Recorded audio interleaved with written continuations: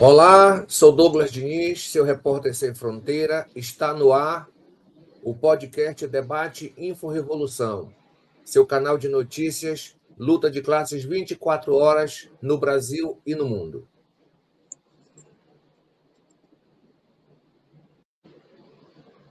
Ele se configura como um dos mais importantes advogados trabalhistas ligados ao movimento social do estado do Pará e, quem sabe, em nível nacional. Assessor de causas importantíssimas para a classe trabalhadora, para o movimento estudantil, para os povos da cidade, do campo, da floresta. A minha conversa hoje é com o advogado, doutor e companheiro Pedro Cavalero. Seja bem-vindo, Pedro. Obrigado, Douglas. Obrigado pelo espaço. É muito importante ter um espaço como esse, que dá voz aos advogados que militam em favor dos trabalhadores. Em especial, Douglas, essa minha luta que o Sindicato dos Trabalhadores do Serviço Público Federal me incumbiu, a nova direção, de retomar esses acompanhamentos dos processos em trâmite aqui no Distrito Federal, né? Todos sabemos que o Distrito Federal é um centro das decisões não só políticas, mas também é um centro de decisões jurídicas que reverberam para todo o Brasil.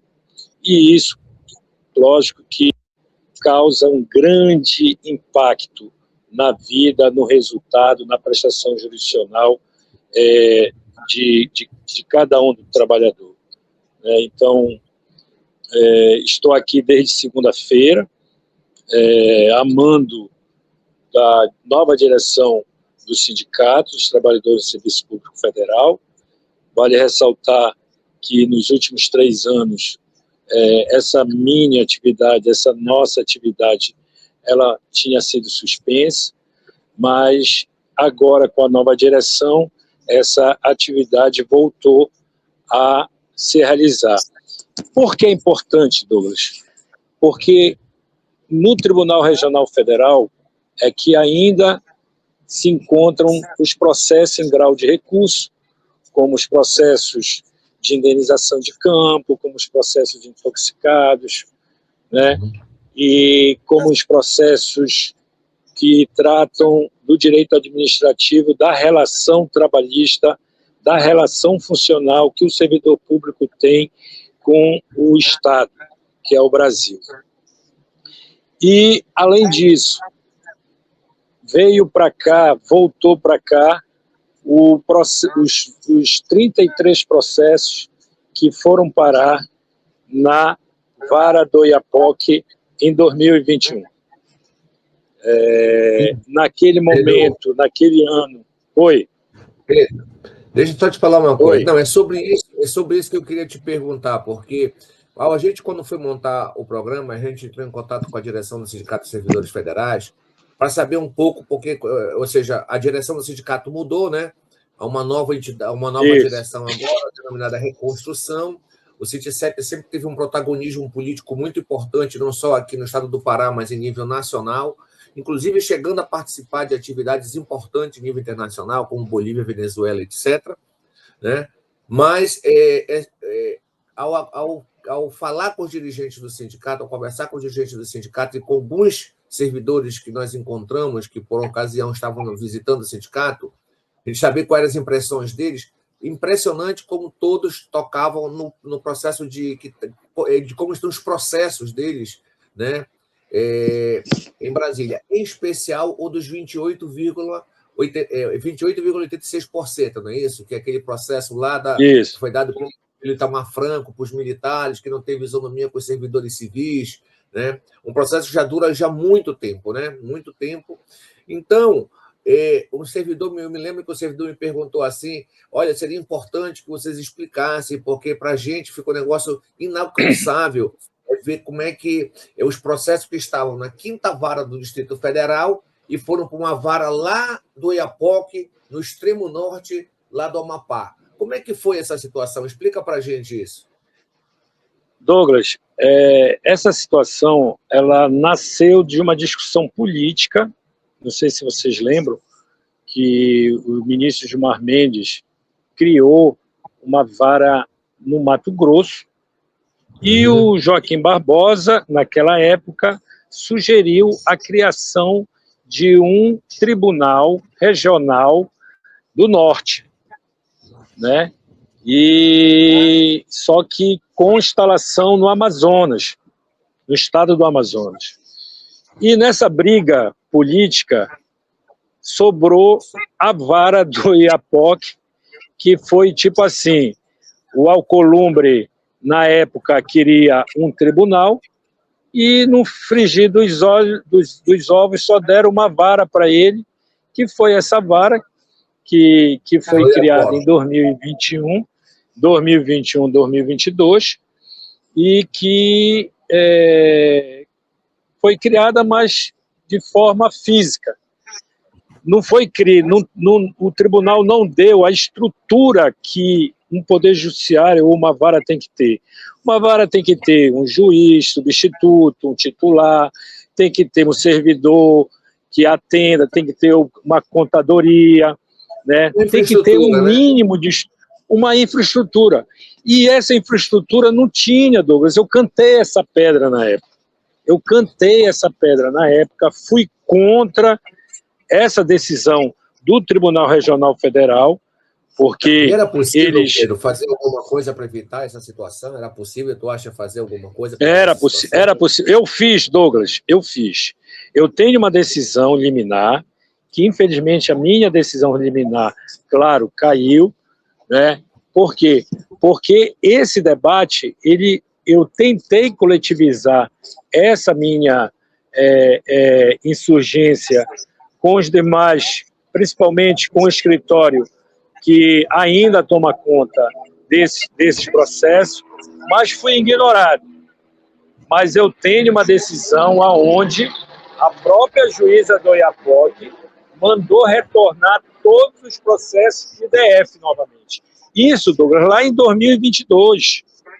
Ou seja, foi feita uma remessa dos processos de Brasília para a vara lá no Oiapoque. Eu me insurgi, eu não fiquei calado, eu me insurgi, eu não pude me insurgir, Douglas, dentro de um processo que eu não tinha procuração, mas outros processos, como, por exemplo, o processo do INSS, que é de outro sindicato, que eu tenho um livre-arbítrio para propor, para direcionar, eu consegui uma liminar e que, infelizmente, eu não tive... do Sindprev. E que, infelizmente, eu não consegui, no caso, aguentar essa liminar porque não tive apoio. Moral da história, Douglas. O patrono desses processos não fez nada... Ficou silente, não moveu nenhum tipo de ação, não questionou, aceitou de uma forma 100%, e eu cantei essa pedra dizendo que esses processos, no caso, imagina, você, 5 pessoas reunirem sem a presença das partes, sem a presença da OAB, sem a presença dos sindicatos, que são os patronos desse processo, o substituto processual, e resolveram mandar esse processo, resolveram a vida para mais de 800 servidores, para mais de 1.000 servidores, né? E aí, o que foi que eu fiz, independentemente de ter ou não procuração? Eu fiz uma representação no CNJ, fiz uma representação no Conselho Nacional de Justiça, na corregedoria daqui do Tribunal Regional Federal, né? E nós tivemos uma reunião com a juíza convocada no dia 13/11/2023, ainda final do ano de 2023 e 2024, onde ela, né, disse que ela ia, no caso, montar uma Câmara específica para levar os nossos processos para analisar cada um. Só que aí, a partir daí, quando eles viram que, na verdade, a vara do Oiapoque não ia suportar não só nossos 38 processos, que na época eram 38 e agora são 33, saiu a vara do Oiapoque, mudou novamente para Brasília. Então, a vara do Oiapoque voltou para Brasília, está funcionando aqui no edifício sede 3, mas a gente não tem acesso ao juiz, a gente não tem acesso ao prédio, a gente somente fala através do balcão virtual, entendeu? E a partir de agora... É porque é determinação do tribunal de não ter acesso, porque é uma vara específica e o tratamento é um tratamento diferenciado. Moral da história, Douglas. Hoje, nós estamos com 17 processos já retornando para a quinta vara, é justamente o motivo de eu vir aqui na quinta vara, e ainda temos 16 processos na vara do Oiapoque, né? A tendência é todos os processos retornarem para a quinta vara. Agora, veja o prejuízo processual que nós tivemos durante esses 3 anos. Perda de tempo, entendeu? Né? Perda de tempo, né? Avanço das doenças dos nossos servidores, avanço das patologias, os óbitos que vêm acontecendo e o tempo de vida que nos... Né? A expectativa que gera um aborrecimento não só para o servidor, como gera um aborrecimento para a família toda, entendeu? E que causa o quê? Causa a desfiliação dos sindicatos, né? Eu digo dos sindicatos porque isso causa não só desfiliação no Sindicep Pará, mas como causa desfiliação nas entidades de classe que realmente lutam para conseguir o resultado da prestação jurisdicional no Poder Judiciário. Então, esse tipo de conversa que nós estamos tendo agora é de suma importância para a gente ver o grau de tratamento diferenciado que tem na prestação jurisdicional.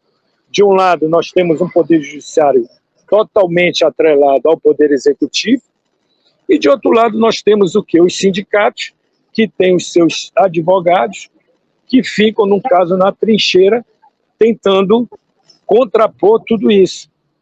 E se você não fizer isso, se você ficar longe, se você ficar nos Estados Unidos, sabe, levantando a bandeira do Trump, não anda nada, Douglas. Eu estou aqui, já visitei a quinta vara, já fui na 17ª vara, já conversei com o Edi, né? Ele já me deu um e-mail para eu já me comprometi em fazer um memorial de cada processo, porque como os processos hoje eles são virtuais, eles deixaram de ter páginas, tudo é ID. Então, é difícil. Você tem que abrir o processo, verificar o ID, para poder ajudar o servidor a manusear o processo. Então, tudo isso é um trabalho que eu já estou me adiantando para a gente poder resolver essa crise dos 28%, porque os 28% sempre foi uma crise dentro dos sindicatos. Sempre foi, em especial do nosso sindicato, entendeu? Em especial do nosso sindicato. Então, se a gente não tiver na ponta, a gente não consegue, sabe? É uma estrutura muito grande, é uma relação diferenciada, é uma luta muito desigual entre o Poder Judiciário, o Poder Executivo e a sociedade civil.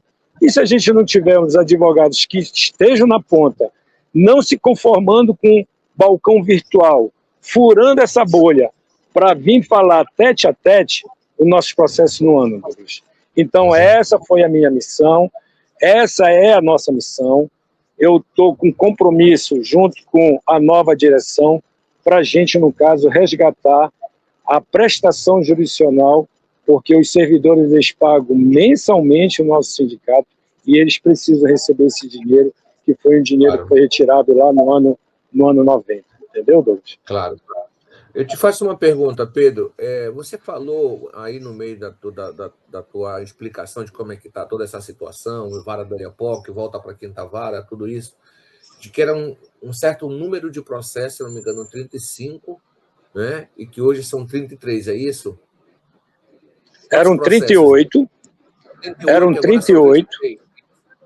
E agora são 33. Como é que está esses 33 processos? Para que o servidor que vai ver o nosso podcast entenda.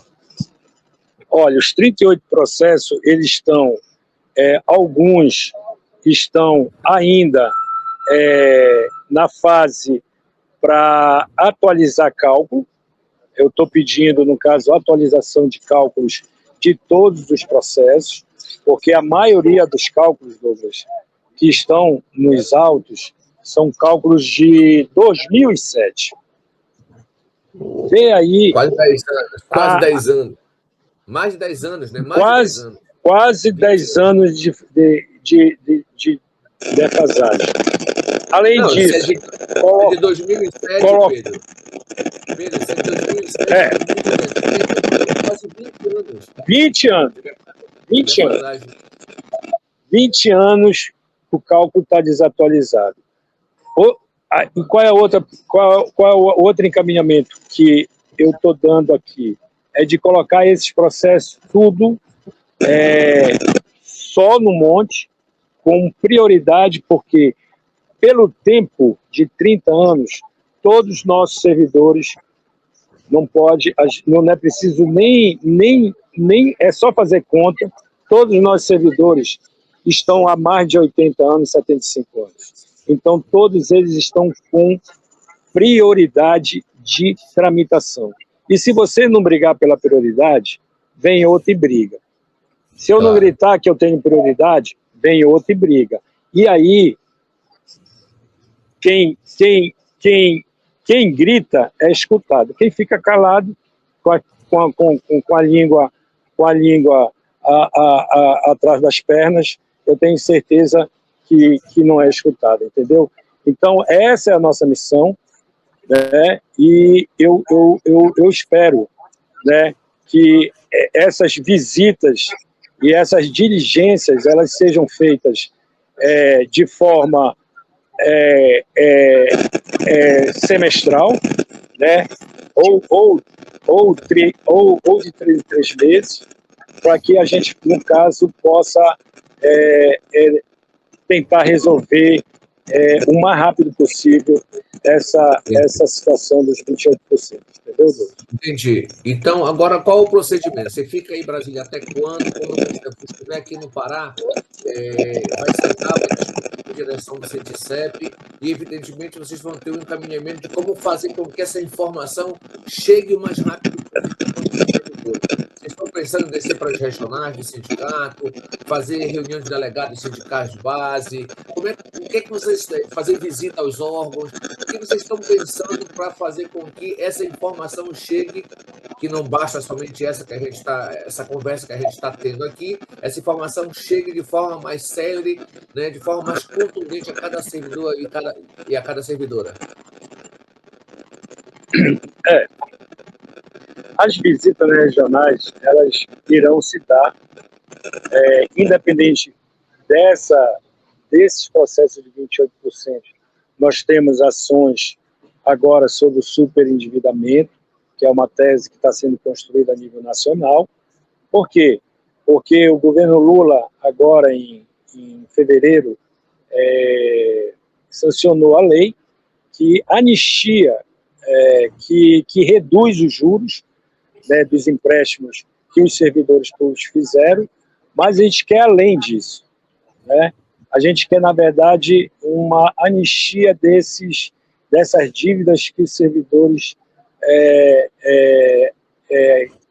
estão aí há 5, 10 anos, porque como eles não têm aumento real, os servidores se atolam nas dívidas das consignatárias. Com certeza. E como o governo, no caso, concede anistia aos banqueiros, concede anistia aos bancos, né, Você está vendo aí o escândalo do Banco Master, que já foi criado até um fundo, né, de compensação, que, na verdade, esse fundo, na verdade, ele é alimentado pela sociedade civil, e a gente tem essa proposta de fazer uma grande caravana no estado do Pará, não só no estado do Pará, como no Brasil, para a gente ver se a gente consegue mobilizar a categoria dos servidores públicos federais para essa luta, que vai ser uma luta não só política, né, também uma luta jurídica. Nós temos também, Douglas, a questão das ações de licença-prêmio, nós temos as ações também agora da insalubridade, que eu também estou aqui, porque estava engatado um mandado de segurança que nós conquistamos em 2021, logo no início do governo Bolsonaro. Então, a luta jurídica, na verdade, a gente vai tentar compensar essa mágoa dos 28% com ações novas. E para a gente militar, para a gente levar tudo isso, nós temos que sair da sede central, nós temos que ir para Altamira, nós temos que ir para regionais, entendeu? Para a gente poder, no caso, massificar essas nossas ideias, essas nossas teses jurídicas, para que não só a nível nacional dê certo, mas principalmente o Estado do Pará. Douglas, o Estado do Pará, nas reuniões da Condicep, sempre foi um Estado que levantou propositura de ações jurídicas. Protagonista, e eu né? espero que protagonista. E eu espero que esse ano, com a reunião anual dos assessores da Condicep, a gente possa, no caso, levar esse debate a nível nacional, fazer a discussão das teses, aprovar as teses, e para que essas teses elas sejam feitas a nível nacional. Como foi feita, por exemplo, a tese do PASEP. A tese do PASEP foi feita, construída tudo a nível nacional, isso lá em 2019. Como todas as teses que a gente coloca na mesa, Douglas, nenhuma tese é discutida somente com o nosso umbigo. Nós coletivizamos as nossas teses para que elas possam dar conhecimento aos outros colegas, e os outros colegas virem, no caso, somar com novas ideias para a gente, no caso, colocar o governo na parede e fazer com que o governo pague esses danos, entendeu? E esse ano, Pedro, é ano eleitoral, né? Então, como esse projeto de anistia das dívidas dos consignados, que eu entendo que esse processo do superendividamento tem a ver com os consignados, né? Ou seja, os trabalhadores que caíram na ladainha dos consignados, e foi rolando dívida, chegou uma hora que quase só, além do consignado, ainda tem ainda as financeiras que conseguem, não sei como, até hoje não consegui entender, autorização para descontar diretamente no contra-cheque do servidor isso, ou seja, deixando inclusive servidores, em especial os aposentados, que houve a quebra de paridade lá em 2002, né, primeiro governo Lula, deixando os aposentados numa situação dramática, numa idade onde o consumo de medicação, né, a utilização de medicação, está tudo muito caro. Então, acho uma boa iniciativa essa de vocês e do sindicato. E o sindicato tem que aproveitar agora esse ano eleitoral e fazer carta, sugiro, inclusive, que façam cartas, né, para que os partidos, não os candidatos, porque candidatos a gente já viu muito prometer muita coisa, até boi no ar. Assina tudo, né? Mas os partidos possam se comprometer, as federações possam se comprometer com esta demanda, né? Com esta demanda junto a esta base tão importante da classe trabalhadora brasileira.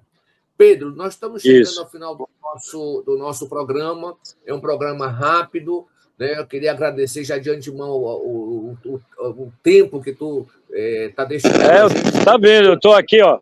Eu tô aqui atrás, Douglas, olha, aqui atrás é o Tribunal Regional Federal, aqui que ficam os desembargadores, né? Sim. E aqui desse lado é a Justiça Federal. Então, se você não estiver aqui gastando o teu sapato e comendo e comendo aqui na calçada, cara, não anda, entendeu? Então, essa é a minha atividade, é a nossa atividade. Eu agradeço ao sindicato de deixar e de confiar nessas nossas iniciativas, entendeu, Douglas? Eu estou muito satisfeito, porque esse debate vai ser feito tudo por dentro da Condicef e eu tenho certeza que essa nossa tese ela vai ganhar um corpo muito grande, entendeu? Pedro, olha só, principalmente por ser um ano eleitoral. Sim. Assim que você chegar em Belém, entre em contato com a gente, certo? E eu queria te convidar para que a gente fizesse um programa especial para que você explique, junto com algum outro diretor do sindicato ou com mais alguém da assessoria, que vocês possam explicar, correto? Porque o problema do grau de endividamento do funcionalismo não é só federal, é federal, estadual e municipal, né? Então, das três esferas. Uma coisa puxa a outra. 3 esferas. Então, é importante, como é um projeto, se não me engano, de iniciativa popular que vocês estão fazendo, né? Quanto mais sindicatos, quanto mais entidades estiverem envolvidas nisso, mais rápido a coisa anda. Então, eu já quero te convidar para quando você chegue, quando você já estiver de retorno aqui ao estado do Pará, para que a gente possa fazer um programa especial e você possa detalhar melhor esse processo, né? Essa iniciativa que vocês estão... Boa ideia, Douglas. Tá boa certo? ideia, Pode ser assim. boa ideia, porque o tratamento de achatamento salarial ela é a nível da União, a nível do Estado e a nível do município, né? A vida trágica dos servidores públicos nessas 3 esferas ela só é uma, entendeu? Então eu acho que essa discussão ela vai além da situação da União. Ela pega o Estado e pega o município, e os sindicatos municipais, os sindicatos estaduais também têm que estar envolvidos nisso. Entendeu? Com certeza, com certeza. Então, ficamos assim, Pedro, como eu falei, ficamos assim, então, quando chegar aqui em Belém, entre em contato, então, tá. A gente marca um dia para a gente conversar sobre esse assunto, tá bem? Tá bem, Douglas. Eu te agradeço pelo espaço, tá bom? Obrigado mesmo. Beleza. Um abraço. Tchau. Sorte Tchau, aí. mano. Tchau. O podcast Debate Info Revolução chega ao seu final. Toda semana uma entrevista com uma personalidade, com um dirigente sindical, com um advogado classista, com uma personalidade que ajuda, né, o processo de organização e mobilização dos trabalhadores brasileiros. Semana que vem a gente volta com mais uma entrevista no Debate Podcast Info Revolução. Lembrando que o nosso programa é um programa financiado pelas entidades sindicais, pelos lutadores sociais. Nosso Pix ficou passando a entrevista toda com o doutor Pedro Cavaleiro aí embaixo, é 919-8146-9500. Vai lá, contribui com qualquer valor ajuda a gente a manter esse projeto independente de governos e patrões. Até a próxima semana.